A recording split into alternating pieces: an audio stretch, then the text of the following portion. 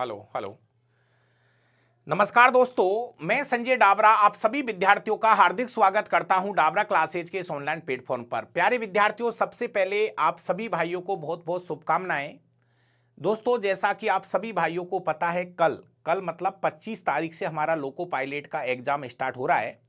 तो जितने भी स्टूडेंट्स का एग्जाम 25 को है, 26 को है, 27 को है, 28 को है, 29 को है, पांचों दिनों के लिए मैं आज ही आपको बहुत सारी शुभकामनाएं दे रहा हूं कि आप आपका पेपर अच्छे से करें और पेपर को सही से कोशिश करिए कि जो आपको लगे वो ही क्वेश्चन आप करिए, गलत क्वेश्चनों से आप टकराव नहीं करें और आपका रिजल्ट अच्छा रहेगा। और भगवान ने चाहिए तो आप बहुत अच्छे से इस परीक्षा में पास भी होंगे और घबराने की आपको जरूरत नहीं है। जो आपने पढ़ रखा है उसी के आधार पर आपको पेपर देना है। तो प्यारे विद्यार्थियों, दो तीन छोटी छोटी चीजें हैं जो मैं आपके साथ शेयर करूंगा। अगर आपको वो सही लगे तो प्लीज ऐसा कर लेना। बाकी का जब विद्यार्थी पेपर हॉल में होता है तो बातें कुछ अलग ही होती है, वहां पर शायद किसी टीचर की बातें याद आती ही नहीं है। लेकिन हो सके कि ये वीडियो आप एग्जाम में घुसने से पहले देख रहे हो तो प्लीज हो सकता है कि मेरी दो तीन बातों को आप याद करके जाना। नंबर एक बात भाई, मैं एक छोटी सी सलाह हर वीडियो में देता आया हूं मेरे भाइयों को। नंबर एक चीज दोस्तों, कोशिश करिए कि केवल सही सही क्वेश्चन करें। इसका मतलब यह हुआ कि नेगेटिव से तो 100% बचना है। जिन भाइयों को अभी नहीं पता हो मैं उनको यह बता दूं, प्यारे विद्यार्थियों, बहुत सारे पेपर होंगे, बहुत सारे स्टूडेंट्स होंगे और इसका लास्ट में एनालिसिस होगा, नॉर्मलाइजेशन होगा। मैं एक तो आपको ये क्लियर कर दूं, जिन स्टूडेंट्स के जैसे किसी ने 40 क्वेश्चन किया, गलत एक भी नहीं है, पता चलेगा उसके नंबर 60 हो जाएंगे। लेकिन एक ने 40 क्वेश्चन किए, सही बच रहे, 40 क्वेश्चन सही बच रहे हुए, लेकिन उसने गलत 10 कर दिए, भाई उसके क्वेश्चन उससे भी कम बढ़ेंगे। मतलब अगर उसके 40 से 60 हो गए ना तो आपके 40 से 50 ही हो पाएंगे। तो मैं आपको फाइनली ये कहना चाह रहा हूं, वैसे जब हम पेपर करते हैं तो क्वेश्चन तो गलत होंगे, सबके होंगे, लेकिन कोशिश करिए कि कम से कम गलत हो। पहली बात तो मेरी ये याद करके जाना। दूसरी बात मैं आपको ये कहना चाहता हूं मेरे प्यारे विद्यार्थियों, जो नहीं वाले क्वेश्चन हो, नहीं वाले प्रश्न, नहीं वाले जो प्रश्न होते हैं, प्लीज उनको थोड़ा सा समय दे लेना। हो सकता है कि आप 15 सेकंड की जगह उसको 20 सेकंड का टाइम दे देना। जो नहीं वाले जो क्वेश्चन होते हैं, जिस क्वेश्चन में नहीं है, बहुत सी बार ऑप्शन में भी नहीं आते चले जाते हैं, उस क्वेश्चन को अच्छे से पढ़ना और उसको सही से देखकर उत्तर देना।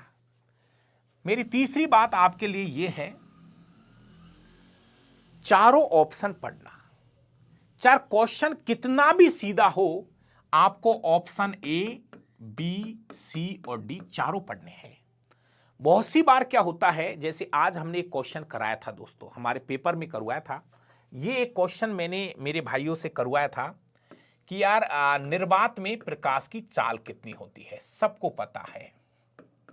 जैसे मैंने एक क्वेश्चन करवाया था कि निर्वात में प्रकाश की चाल कितनी होती है, तो सबको पता है कि गुरुजी 3 इंटू 10 की पावर 8 मीटर प्रति सेकंड होती है। लेकिन दूसरा ऑप्शन ये था 3 इंटू 10 की पावर 7 मीटर प्रति सेकंड, इधर 300 इंटू 10 की पावर 6 मीटर प्रति सेकंड, और चौथा ऑप्शन था उपयुक्त सभी। मेरे प्यारे विद्यार्थियों, मैं ये कहना चाह रहा हूं 90% स्टूडेंट ए पर ही रुक जाएंगे। जी हां, 90% स्टूडेंट ए पर रुक जाएंगे। इसलिए मैं ये सलाह देता हूं कि आपको पढ़ते हुए जाना है और इस आंसर का, क्वेश्चन का सही जवाब होगा ऑप्शन नंबर डी। तो इस तरह से मैं कहना चाह रहा हूं, जितना भी सीधा क्वेश्चन हो, जैसे बहुत सी बार वो पूछ रहा है कि विटामिन ए की कमी से कौन सा रोग होता है, तो सबको पता है रतौंधी होता है, तो 90% स्टूडेंट रतौंधी पे ही रुक जाएंगे। तो प्लीज मेरी ये सलाह है, रतौंधी के अलावा क्रिएटियो मलेशियाई रोग भी विटामिन ए से होता है, जीरोपिथेलेमिक जो रोग है वो भी विटामिन ए की कमी से होता है। इस तरह से वो विटामिन ए का उपयुक्त सभी उत्तर तक चला जाएगा। तो मैं ये कहना चाह रहा हूं कि आपको चारों ऑप्शन पढ़ने हैं, चाहे कितने भी सीधे हो, चारों ऑप्शन पढ़ने हैं दोस्तों, ठीक है। और हमारा जो सब्जेक्ट है दोस्तों वो साइंस है। हमने काफ़ी मेहनत आपके साथ पे यूट्यूब पर भी की है, एप्लीकेशन पे भी की है। आपके क्वेश्चन जो है, मैं दावा कर रहा हूं 90% क्वेश्चन पढ़े हुए में से ही आएंगे। लेकिन अगर वो आपको अच्छे से याद है तो आप करना, अगर आपको वो चीज़ सही याद नहीं आ रही है तो उसको छोड़ देना। तो ये मेरी कुछ छोटी छोटी चीज़ें हैं। कोई कह रहा है कि सर इसका सेफ स्कोर क्या हो सकता है। तो दोस्तों जाते जाते खैर मैं स्टूडेंट से बहुत लड़ता हूँ इस बात के ऊपर कि कोई सेफ स्कोर नहीं है।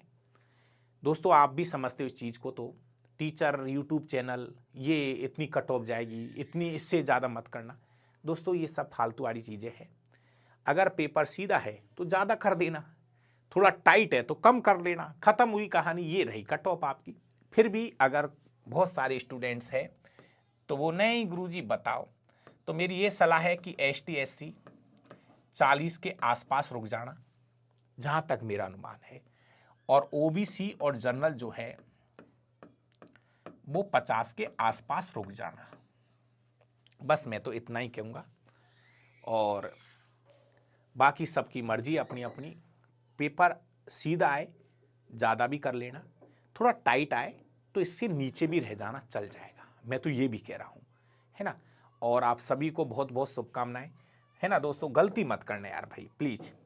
जो चीज़ मैं बार बार आपसे ये कह रहा हूँ कि बस नेगेटिव से बच जाना, क्वेश्चन को अच्छे से पढ़ लेना और धैर्य के साथ पेपर करना, हावड़ धुबड़ मत होना। जो भी आपके पेपर की खाना पूर्ति हो उसको आप अच्छे से कर लेना। जो भी ID प्रूफ है, 2 की जगह 3 ID प्रूफ लेके जाइए। फोटो मांगा है, फोटो लेके चले जाइए। जो भी चीज़ें आपसे मांगी है वो आप लेके जाइए। और दोस्तों आपसे निवेदन है कि पेपर होने के बाद हमारे 2 नंबर है, या तो इस नंबर पर प्लीज़ आप अपने क्वेश्चन जो है वो कल मुझे शेयर कर देना। जिसका पेपर होता जाए प्लीज़ इस वाले नंबर पे आप आपके जो क्वेश्चन जो भी आया हो एक आइडिया हमको दे देना कि सर, अगर आपको क्वेश्चन याद नहीं रहे तो इतना बता देना कि सर गति के समीकरण का क्वेश्चन आया था, संवेग संरक्षण का क्वेश्चन आया है, या साउंड और वेव का क्वेश्चन आया है, ग्रेविटेशन का क्वेश्चन आया था, इधर हमारे गुरुत्वीय त्वरण का क्वेश्चन आया है, संवेग का क्वेश्चन आया है, या किसका क्वेश्चन आया है, वो आप मुझे आइडिया दे देना, है ना। तो इधर आपके क्वेश्चन याद नहीं रहे तो मुझे आइडिया दे देना। सर एक हमसे आवर्त सारणी से क्वेश्चन पूछा है, एक हमसे अम्ल क्षार में से भी क्वेश्चन पूछा था, एक हमसे सूत्र भी पूछा है, एक हमसे रासायनिक अभिक्रिया का भी क्वेश्चन पूछा है। आइडिया दे देना वहां पे आके मुझे कल कि ऑक्सीकरण पूछा, अपचयन पूछा है, विस्थापन या द्विविस्थापन पूछा है, धातु और अधातुओं में से क्वेश्चन पूछेगा, सक्रियता श्रेणी का कोई क्वेश्चन पूछा हो वो बता देना। इसके अलावा प्यारे विद्यार्थियों, कार्बन और कार्बन के यौगिक में आपको पता ही है, एल्केन, एल्कीन, एल्काइन के सूत्र है या प्रथम है या सूत्र के साथ में, है ना, ये ध्यान रखना। और जो क्रियात्मक समूह है, चाहे वो एल्कोहल है, कीटोन है, एल्डिहाइड है, कार्बोक्सिलिक अम्ल है। इसके अलावा प्यारे विद्यार्थियों, अगर हम बायो की बात करें तो आपको याद रह जाएगा कि पाचन में से क्वेश्चन है, श्वसन में से है, कार्बोहाइड्रेट, प्रोटीन, वसा, विटामिन, ब्लड सर्कुलेशन में से क्वेश्चन नजर आएगा, चाहे ब्लड हो, ब्लड ग्रुप हो, RH फैक्टर हो, हृदय की संरचना हो। इधर प्यारे विद्यार्थियों रोगों में से एक क्वेश्चन नजर आने वाला है। और इसके साथ साथ मैं आपको यह भी कह रहा हूं, कहीं ना कहीं प्लांट मॉर्फोलॉजी में से आपकी जो स्ट्रक्चर ऑफ फ्लावर है वो थोड़ा सा ध्यान में रखना। तो मतलब कहने का मतलब मैं क्या बता रहा हूं, कल जब आप पेपर दे के आओ तो मुझे बता देना कि किस टॉपिक में से क्वेश्चन पूछे गए हैं। Thank you, best of luck. भगवान करे आपका पेपर बहुत अच्छे से हो और आपकी नौकरी लग जाए जल्दी से जल्दी। थैंक यू, धन्यवाद।